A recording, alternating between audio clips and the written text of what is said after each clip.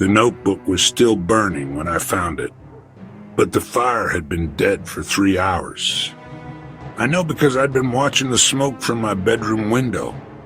Smoke that shouldn't exist. Inside were 47 names. 46 were crossed out in red ink.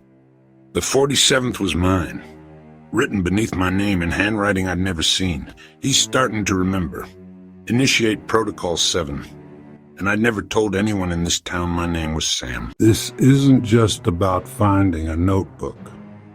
This is about discovering you're part of a pattern that's been repeating for decades. Since 1987, 47 people have vanished from Millbrook. Not missing persons cases, not runaways. Vanished. No police reports. No family searching. As if they never existed at all. But they did exist, and their names are all in this notebook. Each entry follows the same format: name, date, location, method of discovery, and a countdown. The countdown always ends at 0, and that's when they disappear from everyone's memory, except mine. My name is Sam Chen, and I moved back to Millbrook 3 weeks ago. Population 1,402. Same as it was in 1987. Same as it's always been. I came back to settle my grandmother's estate. She'd left me her house on Elm Street, the same house where I'd spent summers as a kid. But I didn't remember those summers.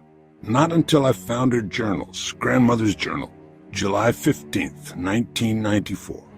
Sammy asked about the woods again today. He keeps drawing pictures of people I don't recognize, says they're his forest friends. I'm scared he's starting to see them too. See them too? What did that mean?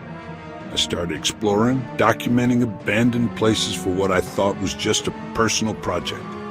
But Millbrook didn't have abandoned places. Every building, every lot, every corner was perfectly maintained, except for the woods behind Harrow Road. The locals called it the forgetting place. People go in, but they don't always come out the same. Mrs. Henderson at the grocery store had warned me. And sometimes they don't come out at all. But here's the thing about warnings in small towns. They're usually about something real. October 23rd, 2:47 p.m. I was documenting what looked like an old campsite. No recent use, no tent marks. Just a perfect circle of stones around ashes that shouldn't still be warm. That's when I saw it, half buried in the center of the circle. A composition notebook, black and white marbled cover, the kind every kid used in elementary school. The first entry was dated September 3rd, 1987. Tommy Morrison saw the lights in his bedroom. Told his mom there were people walking upside down on his ceiling. She made him see Dr. Kellerman. 3 days later, nobody remembered Tommy had a bedroom, or that he'd ever existed. Entry after entry, name after name, all following the same pattern. First, they see something impossible. Then, they try to tell someone. Finally, they vanish, and everyone forgets they existed.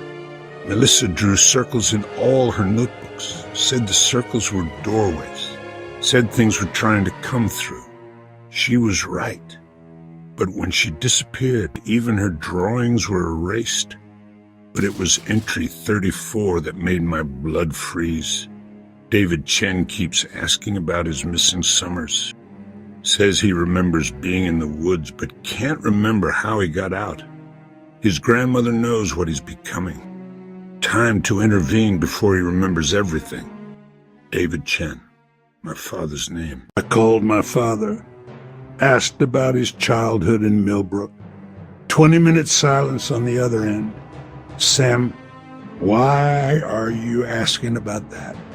I can't remember much about growing up there. Just fragments, like a dream I can't quite recall. There was something in the woods, something that made me promise to never bring you back there, but I can't remember what I promised to. That night, I read every entry. 46 names spanning 37 years. All people who'd started remembering something they weren't supposed to. And my name was 47.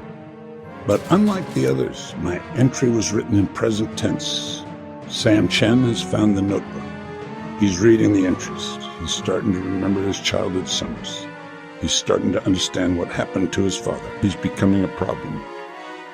That's when I heard them. Voices in the woods, calling my name. But they weren't coming from the forest. They were coming from underneath it. I followed the coordinates written on the last page. The old bridge at Miller's Creek, 3:17 a.m. But I wasn't alone. Standing on the bridge were 46 people. Every person from the notebook, still the same age as when they disappeared. Tommy Morrison, still 8 years old, spoke first. "You shouldn't have read the notebook, Sam. Now you know about us. And when you know about us, and when you know about us, and when you know about us, and when you know about us, and when you know about us, and when you know about us, won't let us go." Wow, no, me either, sir. We tried to leave. We tried to forget. But the woods won't let us go. And now they won't let you go either. That's when I understood. The notebook wasn't recording disappearances. It was creating them. Every time someone read it, they became part of the pattern. Trapped between remembering and forgetting. Between existing and not existing. And I had just read every page. David Chen stepped forward, my father, but as a teenager, I tried to warn you, son. Even from here, I tried to keep you away. But the woods needed a new recorder. Someone to write the next entries. Someone to choose the next names. He handed me a pen. Red ink. "Your first entry writes itself," he whispered.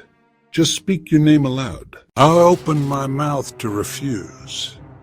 But the words that came out weren't my own. Sam Chen discovered the pattern. He read all 46 entries. He's accepted his role as the new recorder. Integration successful. No, that's not what I meant to say. But my hand is moving. Writing names I've never heard. People who don't exist yet. Welcome to the pattern, Sam. Your first assignment. Find someone else who asks too many questions. Someone else who remembers what they shouldn't. Someone else who goes looking for answers in the woods. And now I understand why the notebook was still burning. It burns for everyone who's about to read it. It burns for everyone who's about to read it. It burns as a warning. A warning no one ever heeds. If you've listened this far, if you're curious about patterns in your own town, if you've ever felt like you're missing memories, stop looking. Stop asking questions. Stop trying to remember. Because once you start seeing the pattern starts seeing you. Entry 48. Name pending. Subject is currently listening to this recording. Shows signs of curiosity about local disappearances. Displays pattern recognition tendencies. Recommended for observation. Status. Under consideration. Don't let them add your name to the list.